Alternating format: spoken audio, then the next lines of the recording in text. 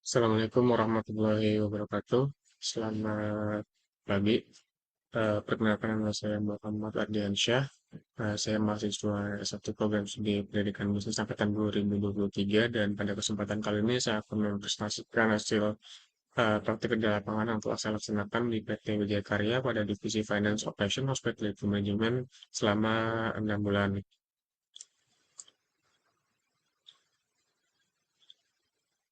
Sekarang kita masuk ke latar belakang. Jadi, berdasarkan data BPS tahun 2025, data ini menunjukkan bahwa tingkat pengangguran lulusan pendidikan tinggi masih cukup tinggi. Salah satu penyebabnya adalah adanya kesenjangan antara kompetensi akademik dengan kebutuhan dunia kerja. Oleh karena itu, PKL menjadi sarana penting bagi mahasiswa untuk memperoleh pengalaman kerja secara langsung serta mengembangkan kompetensi yang relevan dengan kebutuhan dunia usaha dan dunia industri. Melalui PKL di PT Wijaya Karya Realty, saya memperoleh kesempatan untuk memahami proses pengelolaan finance atau keuangan pada industri hospitality. Sekarang kita masuk ke profil perusahaan dan gambaran umum PKL. Jadi, secara garis besar, PT Wijaya Karya Realty merupakan anak perusahaan PT Wijaya Karya Persero Tbk yang bergerak di bidang properti dan hospitality management. Nah, selama PKL, saya ditempatkan pada divisi Finance Operation Hospitality Management yang bertanggung jawab mengelola proses pembayaran operasional dari 15 unit hotel yang berada di bawah pengelolaan perusahaan.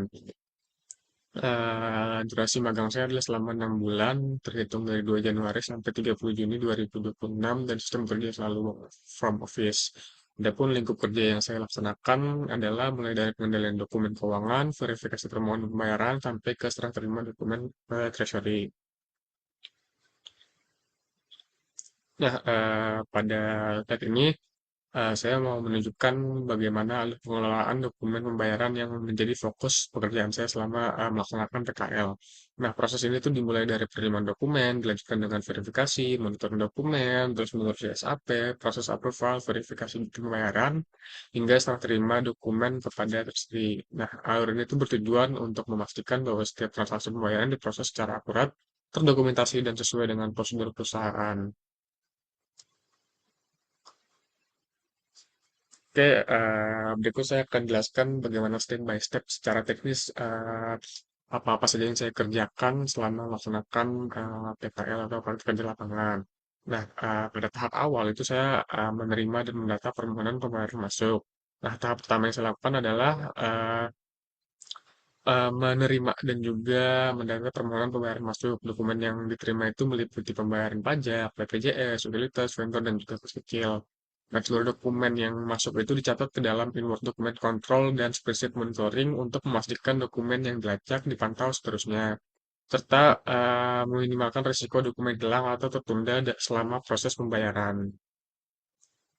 Nah, langkah berikutnya adalah saya akan melakukan verifikasi fisik permohonan pembayaran. Setelah dokumen diterima, saya melakukan verifikasi sesuai dengan keabsahan dan SOP perusahaan. Nah, pemeriksaan ini biasanya dilakukan terhadap dokumen pendukung seperti PR, PO, RR, entry form, payment voucher, money planning, invoice, dan juga dokumen-dokumen lampiran lainnya yang dibutuhkan. Nah, pada proses ini saya harus memastikan bahwa kesesuaian data transaksi, nominal pembayaran, informasi vendor, rekening tujuan, dan lain-lain sesuai dengan keabsahan eh, keabsahan yang sudah ditentukan oleh perusahaan agar bisa masuk ke proses selanjutnya.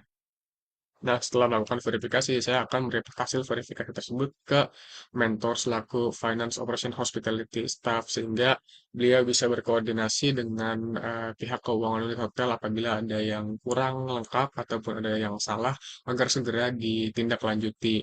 Adapun setelah dokumen tersebut sudah lengkap dan sudah bisa diproses, maka akan diproses SAP-nya. Ketika SAP tersebut jadi proses, maka dia ada form SAP-nya dan form SAP ini yang akan saya input ke dokumen kendali sebagai bahan monitoring untuk memantau sejauh sudah sampai mana proses pembayaran dokumen tersebut. Nah, selanjutnya, selama proses approval, saya juga membantu untuk membuat memo planning dan permohonan approval ke bagian direksi keuangan. Untuk pada tahap ini, itu saya membantu menyiapkan memo planning permohonan persetujuan pembayaran digunakan sebagai dasar otorisasi transaksi. Nah, mekanismenya untuk transaksi di bawah 100 juta, approval itu dilakukan sampai ke level Vice President Hospitality Management. Tapi kalau transaksi itu di atas 100 juta, maka ia memerlukan persetujuan Director Finance. Saya juga melakukan monitoring untuk memastikan proses persetujuan itu tetap on track atau tetap terkendali. Nah, langkah terakhir yang saya lakukan adalah saya membuat memo planning, sorry, langkah terakhir yang saya lakukan adalah saya membuat rekapan handover ke treasury. Jadi ketika dokumen tersebut sudah selesai approvalnya, maka ia akan diproses bayar oleh mentor. Dan ketika dia sudah diproses bayar, maka tugas praktikan adalah melengkapi bukti bayar tersebut. Dan ketika bukti bayar sudah dilengkapi, praktikan akan merekap dokumen-dokumen apa aja yang sudah dibayar untuk diserahkan ke bagian treasury yang mana bagian ini tuh tahap ini tuh menandakan bahwa tugas praktikan selama periode berjalan sudah selesai dan dokumen sudah diserahkan ke bagian treasury untuk dicatat ke jurnal akuntansi dan juga untuk diarsipkan. Oke, jadi sekian pemaparan hasil laporan presentasi saya. Terima kasih. Wassalamualaikum warahmatullahi wabarakatuh.